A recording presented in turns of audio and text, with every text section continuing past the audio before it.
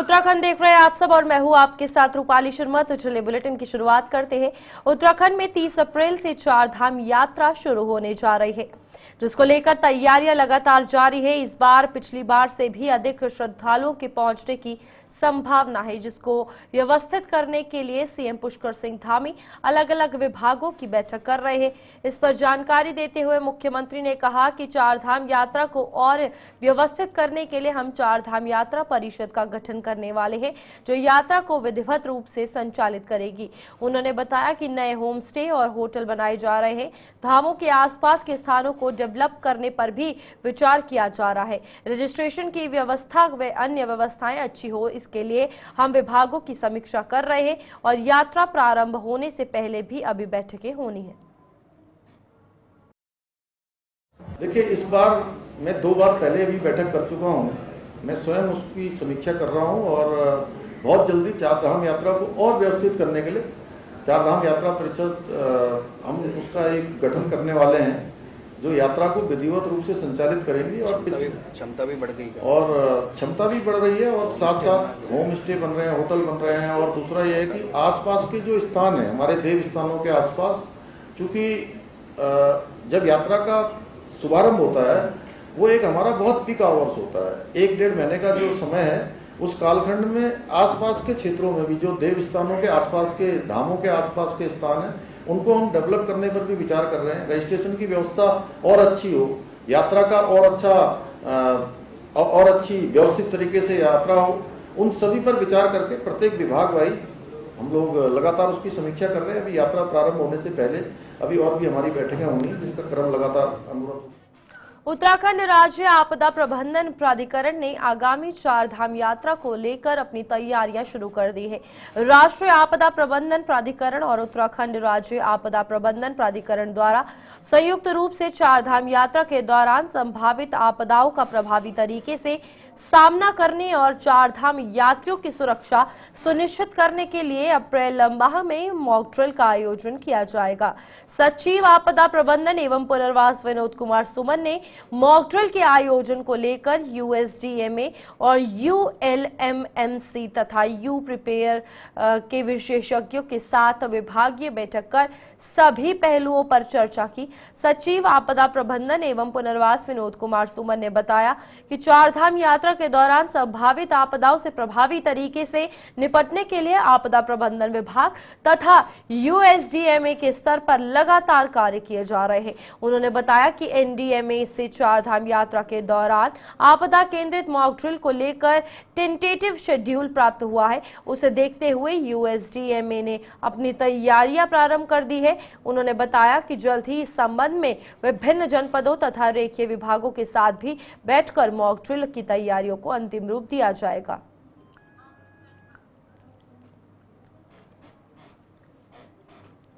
प्रधानमंत्री नरेंद्र मोदी के आह्वान पर उत्तराखंड सरकार ने कार्य शुरू किया है। इसके तहत उत्तराखंड राज्य की संस्कृति के प्रचार प्रसार एवं 12 पर्यटन को बढ़ावा देने के लिए राज्य सरकार ने उत्तराखंड कंटेंट क्रिएटर्स प्रतियोगिता 2025 का आयोजन किया है। सूचना महानिदेशक बंशीधर तिवारी ने बताया कि मुख्यमंत्री पुष्कर सिंह धामी के निर्देशानुसार सोशल मीडिया कंटेंट क्रिएटर्स को आमंत्रित किए जाने के लिए उत्तराखंड फिल्म विकास परिषद द्वारा कंटेंट क्रिएटर्स प्रतियोगिता का आयोजन किया गया है। इसके तहत 8 विषयों के तहत 2 श्रेणी रखी गई है, जिसके तहत 1 मिनट की रील और 5 मिनट की शॉर्ट फिल्मों को शामिल किया गया है। प्रत्येक श्रेणी में चयनित सर्वश्रेष्ठ फिल्मों को 5-5 लाख रुपए का पुरस्कार दिया जाएगा। 1 अप्रैल से आवेदन शुरू होंगे, जबकि 23 अप्रैल को आवेदन की अंतिम तिथि है। उत्तराखंड के जो पर्यटन स्थल हैं या कोई धार्मिक स्थल है या जो यहाँ का खान पान से संबंधित है, उसमें जो कंटेंट क्रिएटर्स हैं उनके बीच एक कंपटीशन होगा।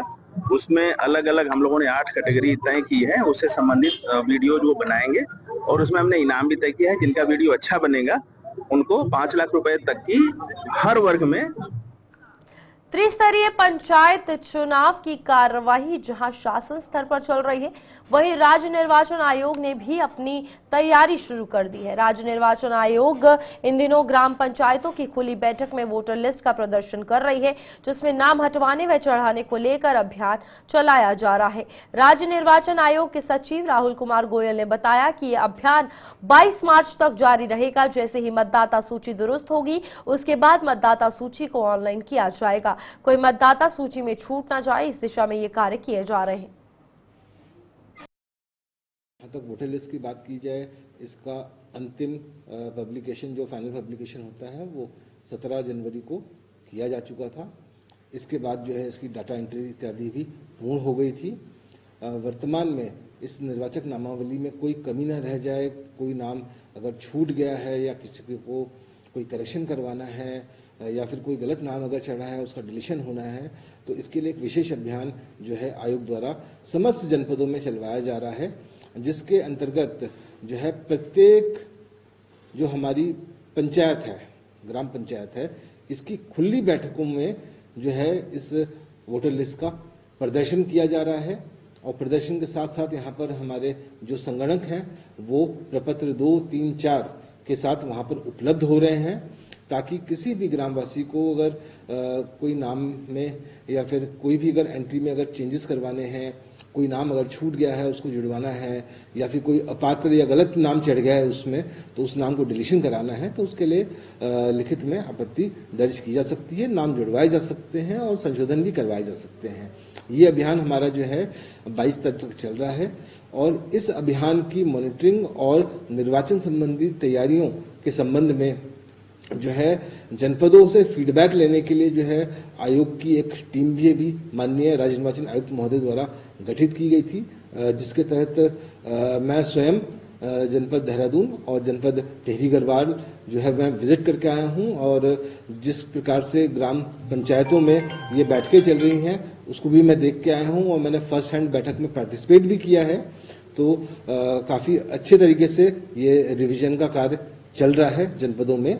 देहरादून में भी ये काम चल रहा है और हमारे बाकी अधिकारीगण जो हमारे संयुक्त सचिव हैं, हमारे उपायुक्त साहब हैं, हमारे सहायक आयुक्त हैं, ये भी जनपदों में गए हैं और देख के आए हैं इस अभियान की स्थिति को। और जहां तक अन्य तैयारियों की बात कहूं तो राज्य निर्वाचन आयोग की ओर से जो भी परचेज की जाती है, जो भी सामग्रियां चुनाव संबंधी क्रय की जाती हैं, वो सभी चीजें क्रय कर ली गई हैं, सामान हमारे पास उपलब्ध है। जनपद स्तर पर भी जो टेंडर्स इत्यादि किए जाते हैं, चाहे वो लेखन सामग्री, छपाई इत्यादि के हों या हमारी जो पोलिंग पार्टी की किट होती है वो तैयार करने का कार्रवाई होती है, सारी कार्रवाइयां जनपद स्तर पर बिल्कुल गतिमान है और यथाशीघ्र जो है ये कार्रवाइयां पूर्ण होके हम लोग निर्वाचन हेतु। हल्द्वानी में मुख्यमंत्री पुष्कर सिंह धामी सरकार के 3 साल पूरे होने पर सेवा, सुशासन और विकास कार्यक्रम के तहत रोजगार मेला व बहुउद्देश्य शिविर का आयोजन किया गया। कार्यक्रम में पूर्व मुख्यमंत्री भगत सिंह कोश्यारी और सांसद अजय भट्ट मौजूद रहे। इसके अलावा कुमाऊं कमिश्नर दीपक रावत समेत कई विधायक व पार्टी के वरिष्ठ नेताओं ने भी कार्यक्रम में शिरकत की। इस दौरान विभिन्न विभागों द्वारा सरकार की योजनाओं के स्टॉल लगाए गए, साथ ही कई कंपनियों द्वारा बेरोजगार युवाओं को रोजगार के अवसर भी प्रदान किए गए।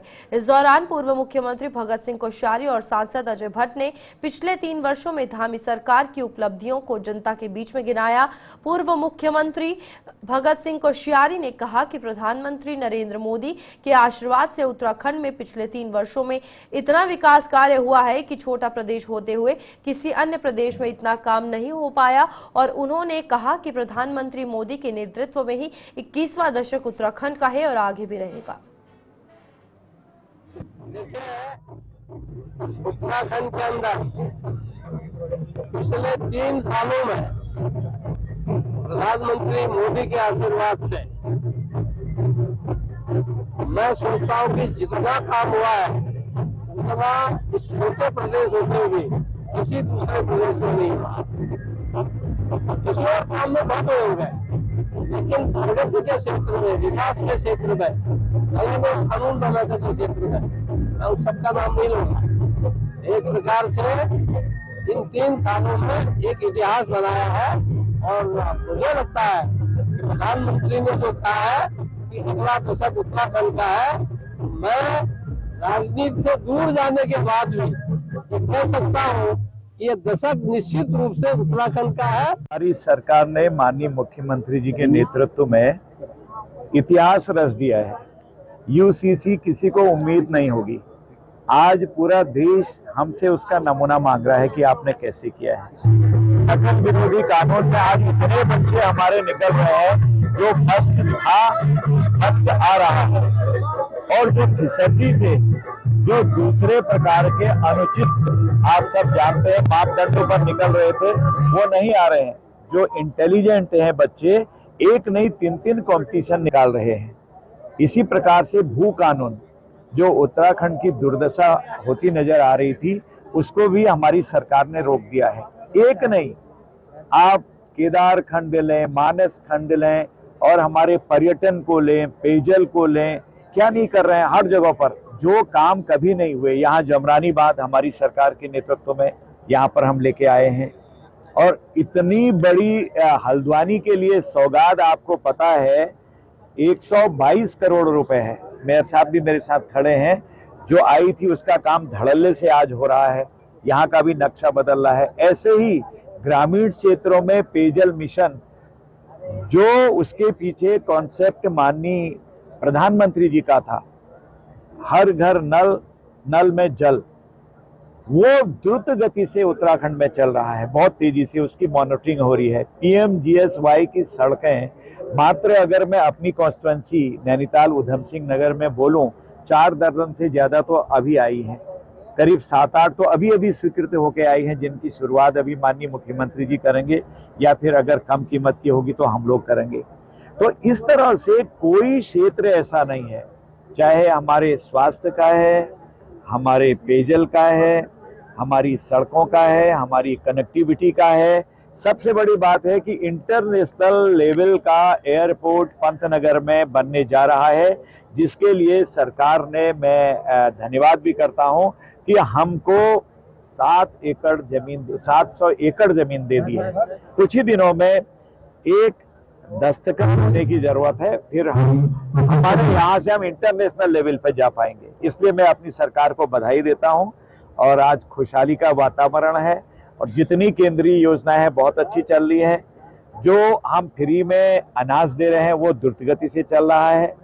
ट्यूबरक्लोसिस को रोकने के लिए हमारी जो गाड़ियां जा रही हैं, जगह जगह जा रही हैं, जो निश्चय योजना चल रही है, पूरे देश भर में चल रही है, उसको उत्तराखंड उससे अछूता नहीं है। इस तरह से तमाम कार्य इस समय जिस गति से चल रहे हैं वो सचमुच अद्भुत है। इसीलिए मैंने कहा कि एक इतिहास, आध्यात्मिक गुरु रहे पायलट बाबा के निधन के बाद उनके शिष्यों में संपत्ति को लेकर विवाद अभी तक नहीं थमा है। उनके शिष्यों में शामिल एक गुट ने आश्रम में प्रेस कॉन्फ्रेंस की और आरोप लगाया कि अखाड़े ने जिन लोगों को पायलट बाबा का उत्तराधिकारी बनाया था, उनसे व्यवस्थाएं नहीं संभल रही हैं।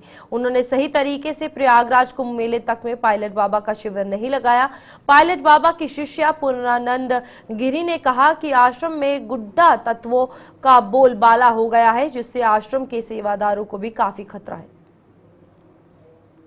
पूर्णानंद गिरी, शिष्या सोमनाथ गिरी पायलट बाबा जी। यहाँ पर एक मीटिंग की गई है, कई गुरु भाई बहनों ने मिलकर यहाँ मीटिंग की है, प्रेस कॉन्फ्रेंस की है। क्या आपकी क्या मुद्दा क्या है आपका? हमारा मुद्दा ये है कि हम अपने घरों को, अपने आश्रमों को सुचारू रूप से चलाएं और व्यवस्था में हर गुरु बहन, हर गुरु भाइयों को हम रखें, जो कि अभी तक सभी व्यवस्थाओं से अनभिज्ञ रहे। न उनको कभी बुलाया गया, न कभी उनको बताया गया। मैं तो कहती हूँ कि सब जितने भी लोग हैं यहाँ आए, सब लोग यहाँ आए, अपने आश्रमों की व्यवस्था को संभाले। बाबा जी अपूर्व धन संपदा यहाँ छोड़ के गए हैं, जिससे हम लोग आश्रम चलाने में सब लोग सक्षम हैं। खाली व्यवस्था की जरूरत है। तो उसी व्यवस्था के लिए आज हमने एक छोटी सी चर्चा की और आप लोगों को बुलाया। अखाड़े ने जिनको यहाँ पर उत्तराधिकारी बनवाया था, विधिवत बनवाया था, उनसे आप संतुष्ट नहीं है उनकी कार्यशैली से, या वो आपको साथ लेकर नहीं चल रहा है इसलिए आप यहाँ पर? नहीं, उनके बारे में ये कहूँगी, अखाड़ा उनको बना के गया था। सबसे पहले हमारे गुरु महाराज की शॉर्ट सी फेल हो गई। सब लोगों को पता है, आप लोग तब भी थे, आप लोग अब भी हैं। कोई बात नहीं, गलती परिवार में होती है। उसके बाद महाकुंभ में भी ये फेलियर रहे।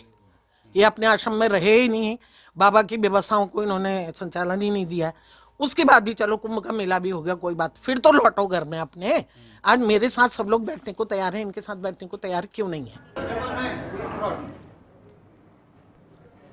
डोईवाला स्थित लच्छीवाला टोल प्लाजा पर जहां लगातार रोड हादसे थमने का नाम नहीं ले रहे, वहीं आज सुबह करीब 7:45 पर देहरादून हरिद्वार नेशनल हाईवे लच्छीवाला स्थित टोल प्लाजा पर एक बार फिर देहरादून की ओर से आ रहे खनन सामग्री के डंपर ने 3 कारों को टक्कर मारते हुए एक कार को बुरी तरह से अपनी चपेट में ले लिया, जिनमें से एक कार ट्रक के आगे फंसी हुई टोल प्लाजा के पोल और ट्रक के बीच जाकर पिचक गई।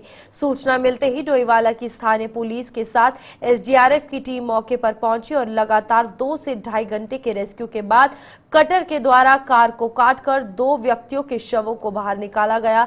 जानकारी के अनुसार हादसे में मृत दोनों व्यक्तियों के आपको बता दें कि नथनपुर के बताए जा रहे हैं। हादसा इतना भयंकर था कि दोनों व्यक्तियों के शव बुरी तरह से कार में फंसे हुए थे, जिन्हें कटर द्वारा काटकर निकाला गया।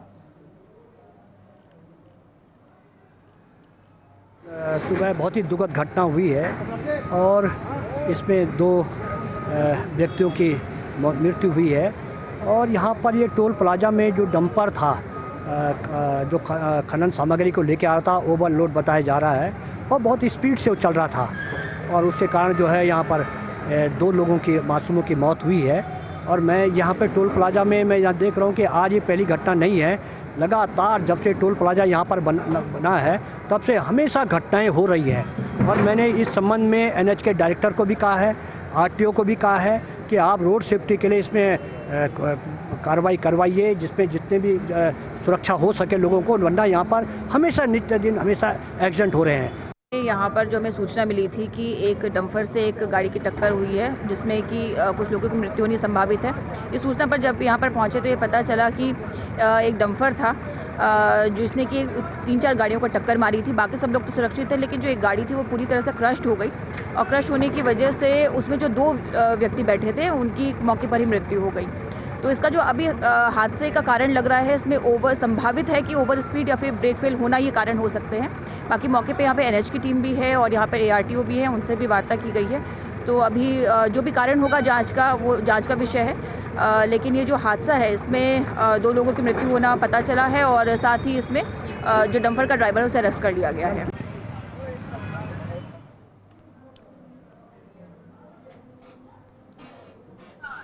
चलिए अब आपको सीधा उत्तराखंड के उधम सिंह नगर लिए चलते हैं, जहां पर इस वक्त सीएम पुष्कर सिंह धामी संबोधित करते हुए नजर आ रहे हैं। सुनिए जरा क्या कुछ कह रहे हैं। और विभिन्न विभिन्न विभागों से आए हुए हमारे सभी विभागों के अधिकारीगण, कर्मचारीगण, स्वयं सहायता समूह, विभिन्न संगठनों के, हमारे उद्योग संगठनों से आए हुए हमारे उद्योगपति,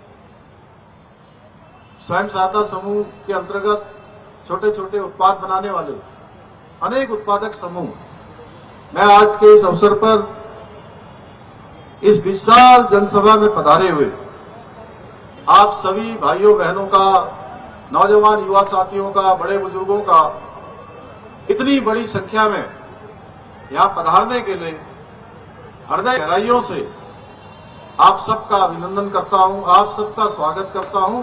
आपने मेरा स्वागत किया, मैं भी दोनों हाथ जोड़कर आपको प्रणाम करता हूं।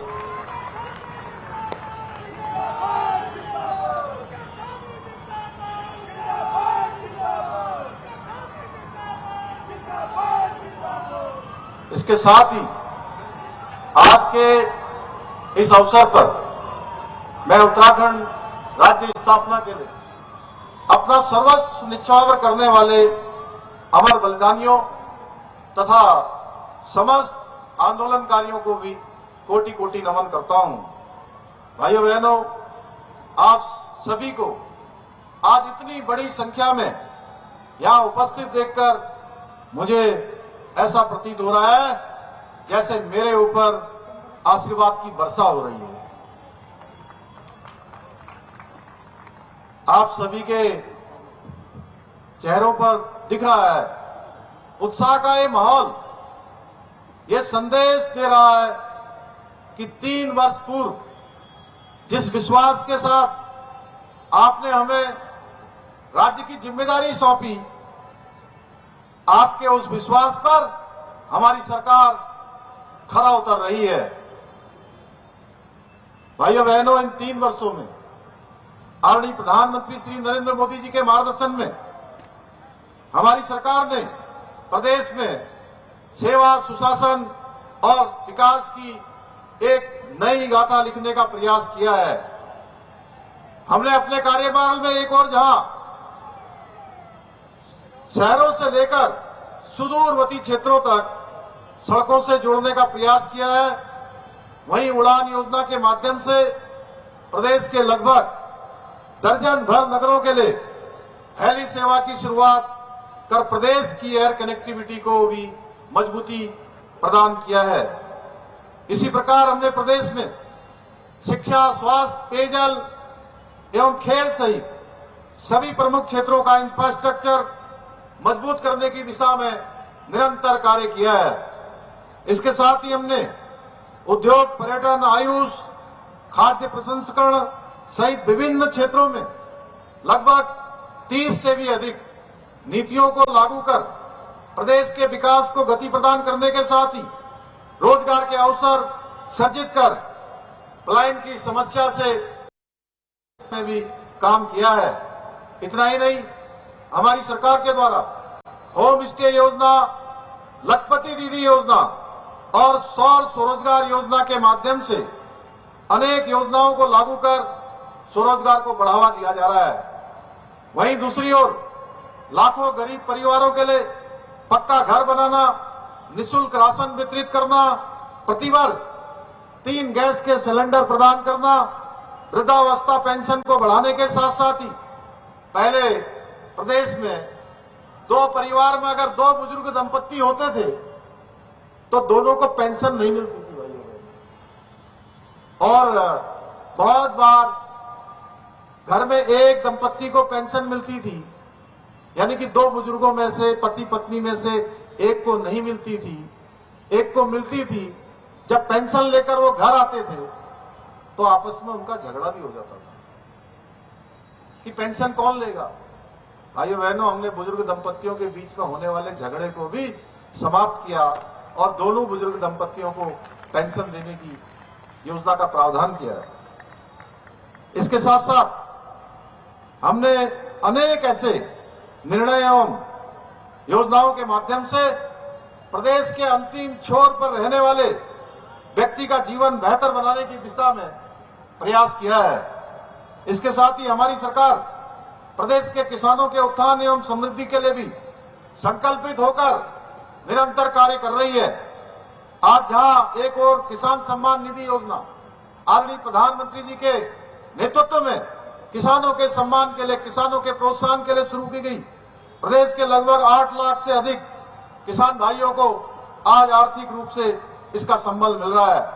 वहीं किसानों को प्रमुख फसलों पर बढ़ी हुई एमएसपी देकर उनकी आय में बढ़ोतरी भी सुनिश्चित की जा रही है। इसके साथ ही राज्य में जिसके हमारे यहाँ अपार संभावनाएं हैं, बहुत सारा पोटेंशियल हमारे यहाँ पर है, मधु उत्पादन हो, दुग्ध उत्पादन हो, कृषि, बागवानी, सुगंधित पौधों एवं फूलों की खेती के साथ साथ मोटे अनाज जो परंपरागत रूप से हमारे परंपरागत अनाज हुआ करते थे उनको बढ़ा। चलिए, बुलेटिन में अभी के लिए इतना ही। मुझे दीजिए इजाजत। नमस्कार।